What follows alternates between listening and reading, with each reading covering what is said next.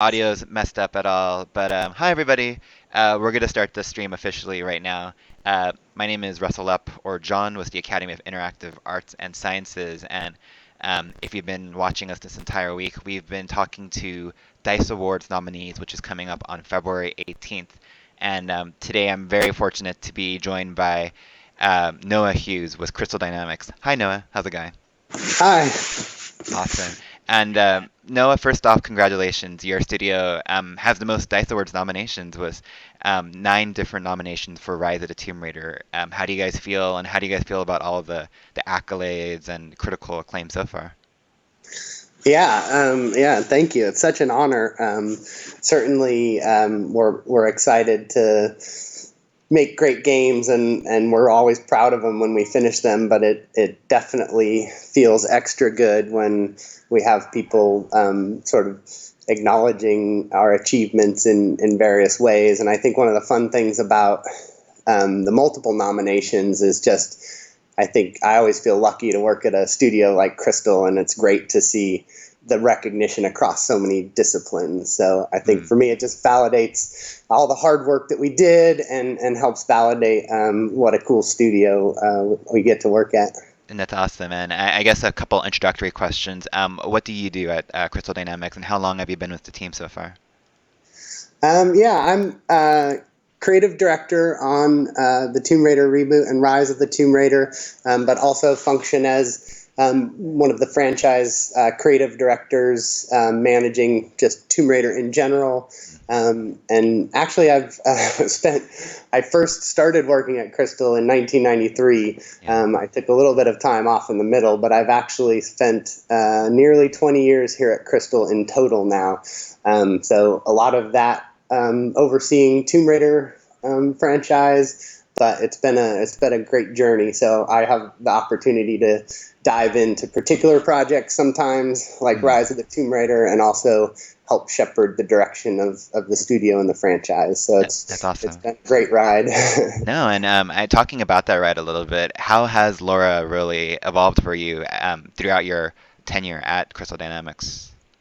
Yeah, I mean that's a great question because the we can kind of break it into the two phases. When we first did Legend, we were inheriting the franchise and the character from core design, and we had such a great respect for what they had done with Tomb Raider. But we also recognized that some of the gameplay mechanics did could benefit from evolving in different ways. Mm. So we took that approach of trying to really take the aesthetics and core values of the core team and re-envision them in the context of what would a modern action adventure game with these same core values be like. Mm. And it was very much an opportunity to learn about deconstruct what was great about Tomb Raider, and that went even further with Anniversary because Mm. we essentially reimagined the original game, and that had us diving in even deeper into Core's creation and really deconstructing it and trying to reproduce that with modern fidelity and things. So I think that phase, in a lot of ways, helped us get familiar with the franchise, and in a lot of ways, we were really just trying to deliver the best version of those core values that we could. Mm. And I think then, having done 3 games, ending with Underworld, then the second approach was sort of to recognize that we had achieved a certain amount of comfortability with the core DNA of the franchise, and took that confidence to bring a new vision and freshness to it. That I think that would have been very difficult for us when we first got a hold of the franchise because we weren't necessarily as intimate with it. But then, having done Mm. the trilogy, Legend and Anniversary and Underworld, we then felt that comfortability to now put a new spin on it, and that was sort of the reboot, the 2013 reboot, and that started to not only take Core's aesthetics and those core values, but to really put that through the lens of Crystal and what our fresh take on the franchise would be going forward. Mm. So that's kind of the journey that we took on in the very broad strokes. And I'm curious because like with the reboot you're talking about, It definitely got a lot of acclaim, and especially with Rise as well. What do you think resonated so much with people, especially with the new two games under your belt? Yeah, I mean, I think it definitely varies per person, and we're still trying to figure out how to perfect that recipe, learning from each game.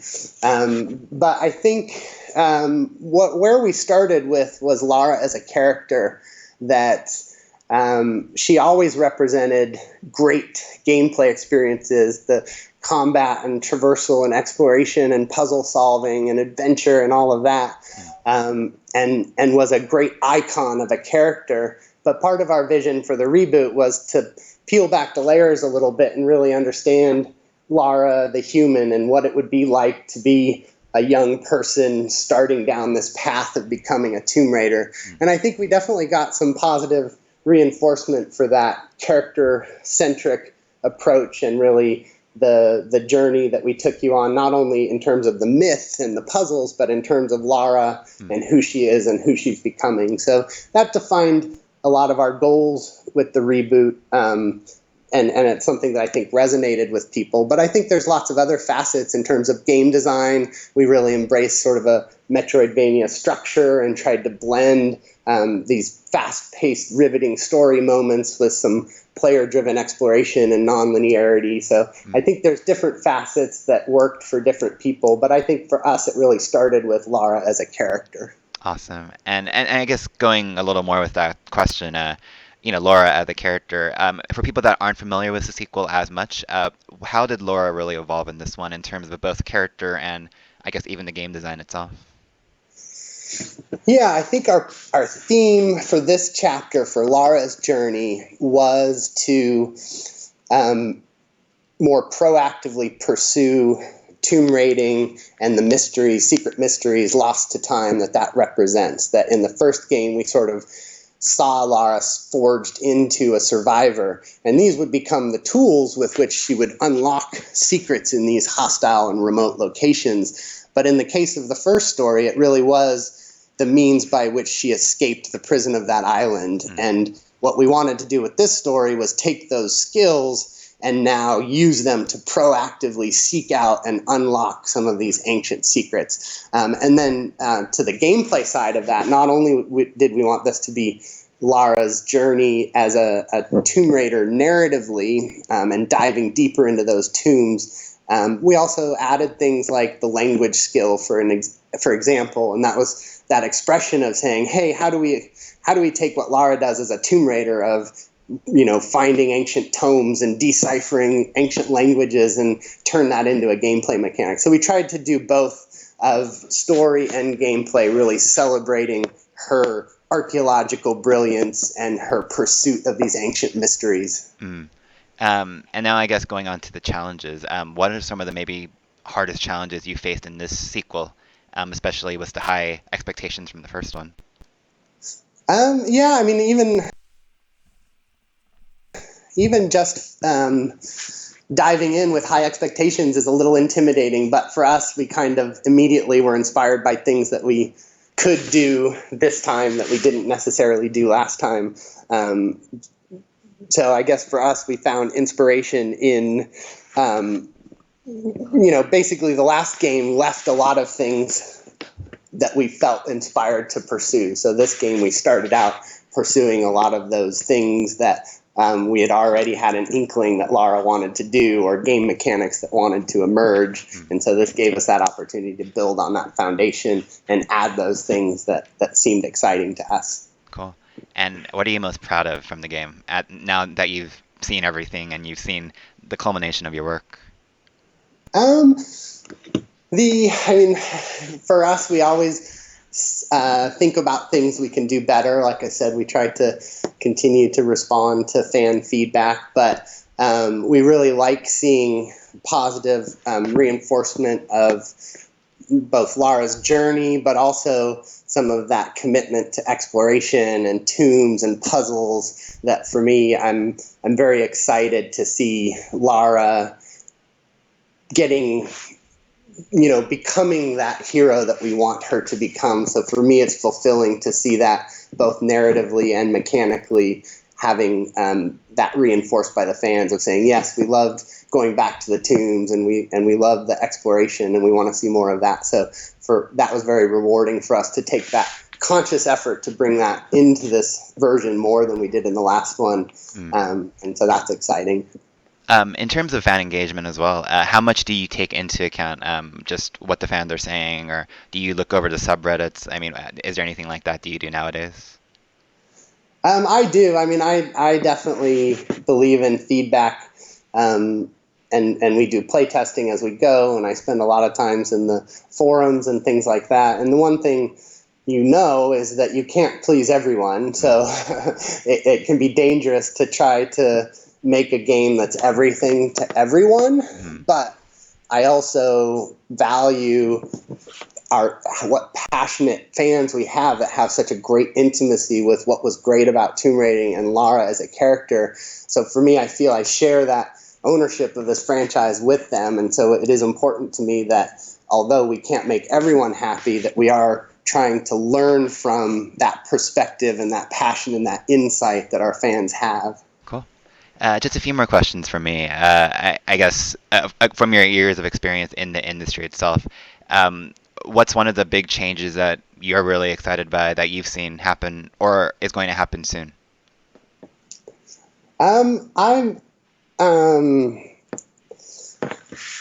I mean, for me, there's all kinds of things. I think obviously part of what we try to do within a Tomb Raider game is create a sense of immersion. And so I do love, although for me, gameplay is probably paramount, this idea that the higher fidelity we get with the next gen platforms, that we really start to create these characters that come to life and almost feel real, and these worlds that immerse you and you almost lose yourself thinking you're really there. Mm. And so I do really enjoy the immersive fidelity capabilities of next gen platforms. I'm also excited by online stuff, that it was fun to take a different approach this time than we did last time, of saying, hey, with a single player game, if you're connected to friends, how can we make a single player game extension, and bringing that in a way that enhances and augments our core single player experience, that it was fun to play with online in different ways. And then obviously things like VR are cool.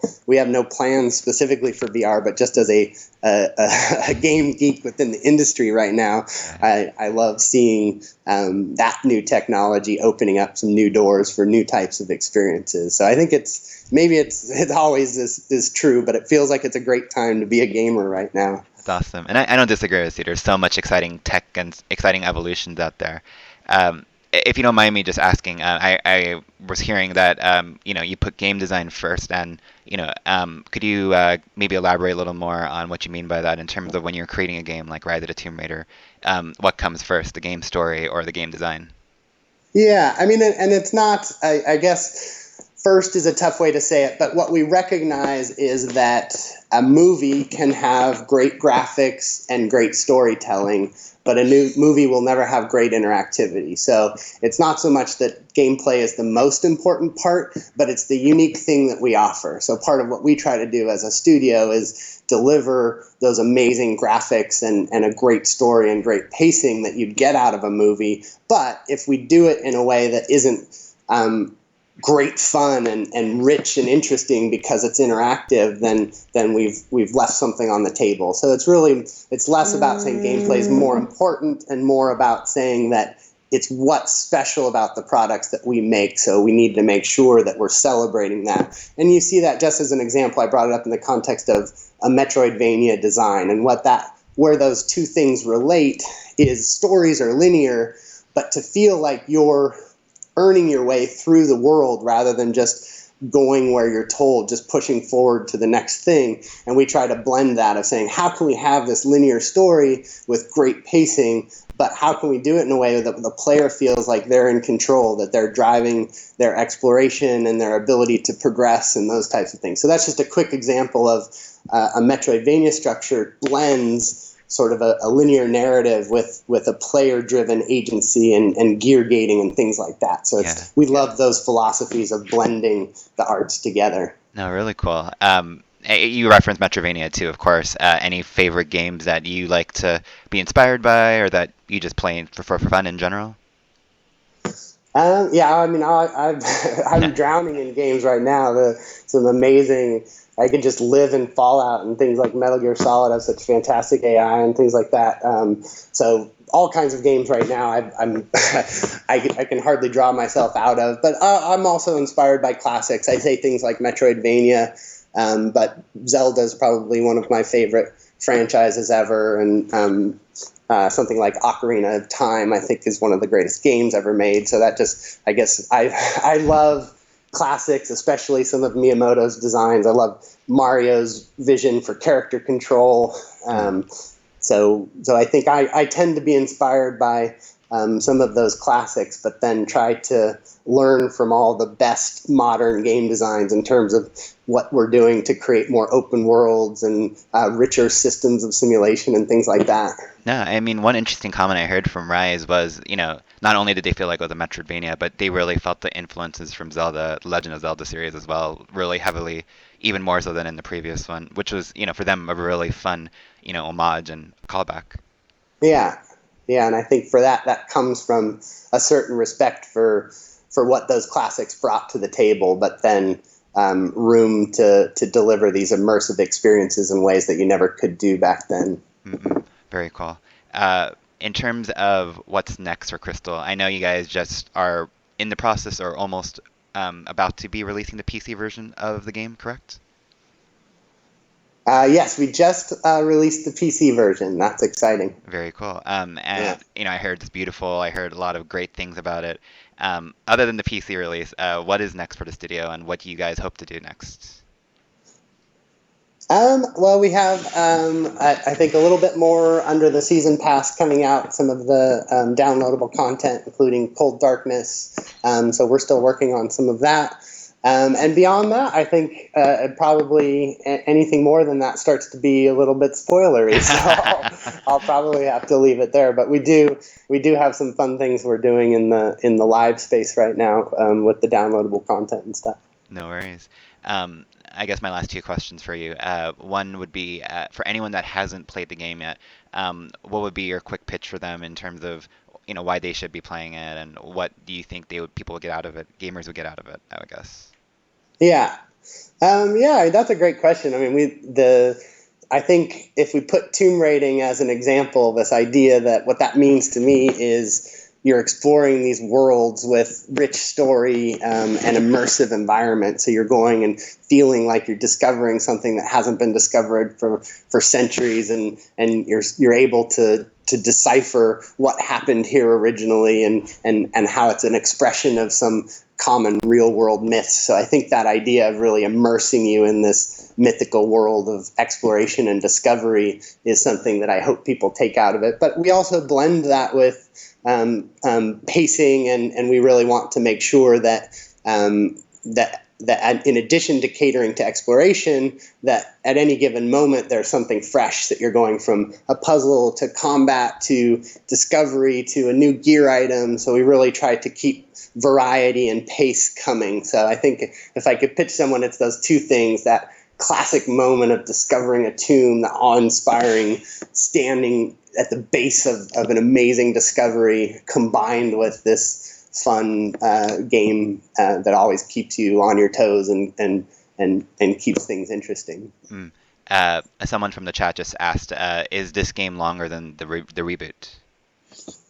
The I believe that most people take a little bit longer in the main campaign, and then in terms of completing the game, there's quite a few more hours in there. So Mm. I think we see people tend to do, say, 35 to 40 hours or something for a completionist play, and that includes more secondary missions and more side tombs than the 2013 reboot. So maybe a similarly length campaign with a world of quite a bit more stuff to do in it.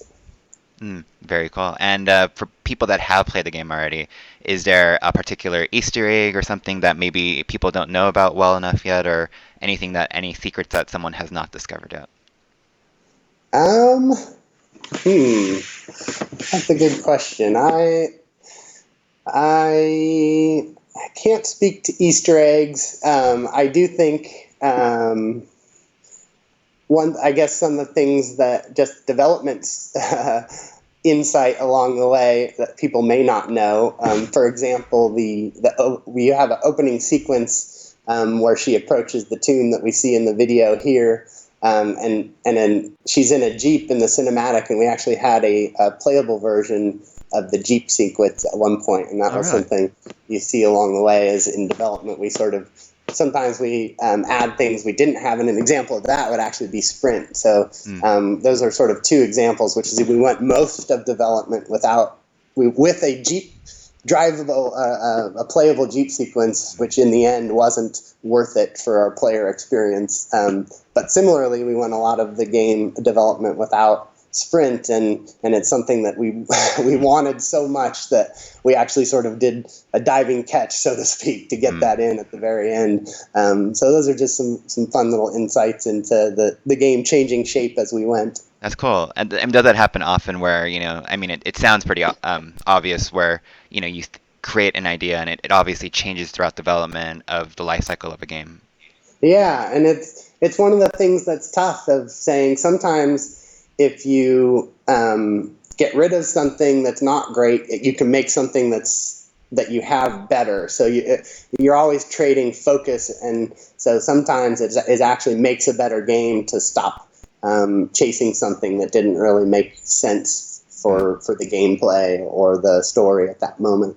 Yeah, and someone in the chat was also asking about multiplayer and kind of is that the same idea where, from the first game it was there, but this game it wasn't maybe the focus or didn't help in the progress of the game. Well, with this one, I think the multiplayer really was that it was an exciting proposition for us to just take a completely different mindset to it. That last time we wanted to create a competitive experience in that world with those Mm. characters, and this time around we wanted to create that the incentive to play longer within the single player experience, but also using connectivity and things unlockables and things like that to try to support it. So for us, it's something where I love getting feedback on all the things that we do, but feedback in terms of the online and the multiplayer stuff for Tomb Raider is particularly interesting to me, just because I think there's so many different ways that we can start to use connectivity to enhance the single player experience. So getting feedback from people this time around in Mm. terms of what things they like and where we should go from here is actually one of the cool dialogues that we have with our community that we can take into the next game. Very cool. And I guess my last question is any last thoughts that you'd like to give anyone watching the video or live stream or anything you'd like to say to the fans in general? Yeah, I mean, I guess just recognizing, I mentioned how lucky I feel working at Crystal. I just think it's such a great group of talented developers. But then I would add to that the fan community that we and I.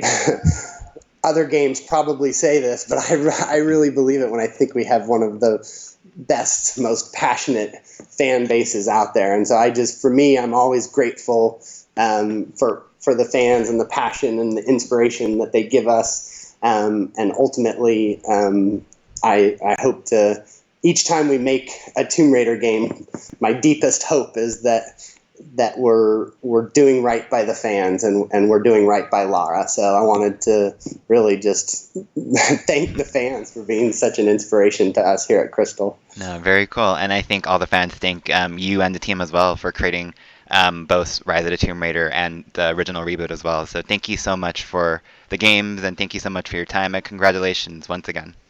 Yeah, appreciate it. Thanks for the time for chatting today, and it was great to see everybody in the chat. Thanks for No, listening. no worries. And this video will be archived on YouTube afterwards, so stay tuned to our Twitter account. We'll post it up very soon. And once again, thank you to Noah, thank you to the team, and we hope to see you guys at the DICE Awards on February 18th. See you then. All right, see you guys. Take care, guys. Bye.